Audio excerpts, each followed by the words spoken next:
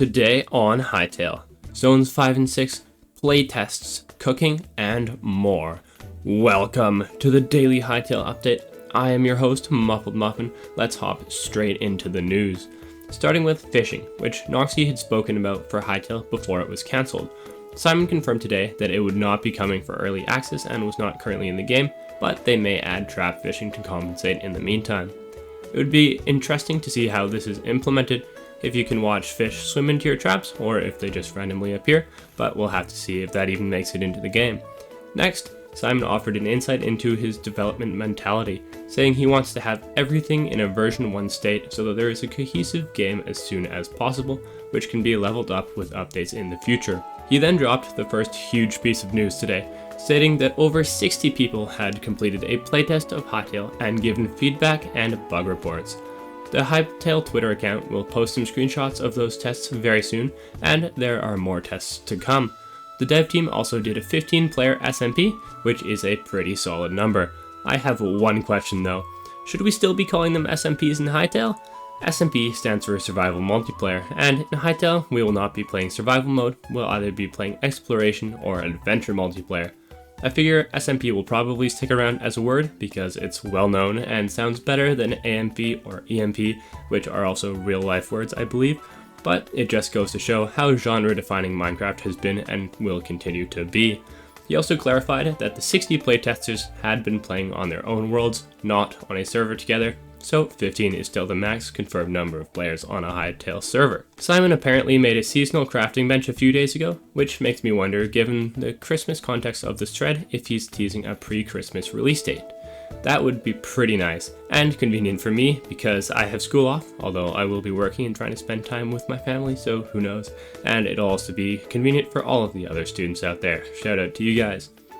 Following that, a creative mode blog post was dropped featuring over 30 minutes of in-game content.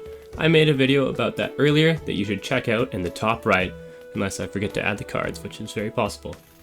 Qatar, a creative mode designer, confirmed that they were planning to add custom models for the brushes that they showcased in that blog post, but they may not be ready for release.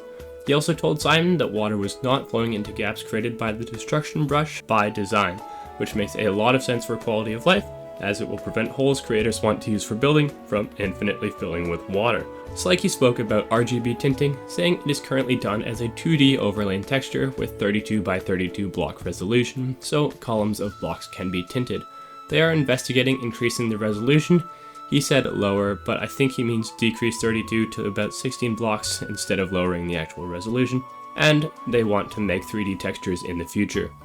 World spawn points are now back to being in only Zone 1, although Simon does want to balance Hytale to allow for spawning in other zones like they had originally intended, or I guess first they intended it to be Zone 1 only and then they changed their mind to be both zones and now we're back to Zone 1. I don't know.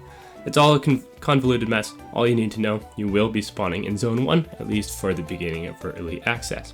Zones 2 and 3 are able to be balanced to be more dangerous this way, which Simon says is fun, but it also takes out some of the variety of the gameplay loop, which is less fun. He also promotes the new World Gen and upcoming info about it again.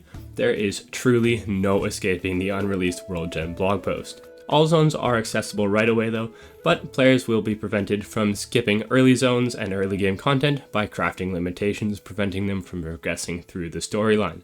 This will require players to travel to every zone to gather resources, and the team is hoping to keep all zones relevant through the whole game. Hopefully they mean on a difficulty scale and not just, oh, you have to go back to Zone 1 and walk a ton of easy peasy mobs because there's an item that you need. He also mentioned that the Void Spider, Kraken, Tessa, and Kairos are all not in Hytale currently, but will eventually be added back as boss fights or anything else. Zones 5 and 6 are in a similar state, although not guaranteed to make a comeback. So let me know if you want to see Zones 5 and 6, or if you're happy to just see the 4 zones that are confirmed for now. We were told that Hytale had no cooking system when the game was acquired, so there has been a dedicated team assembled to make cooking and other cozy life skills like farming and general good vibes for Hytale.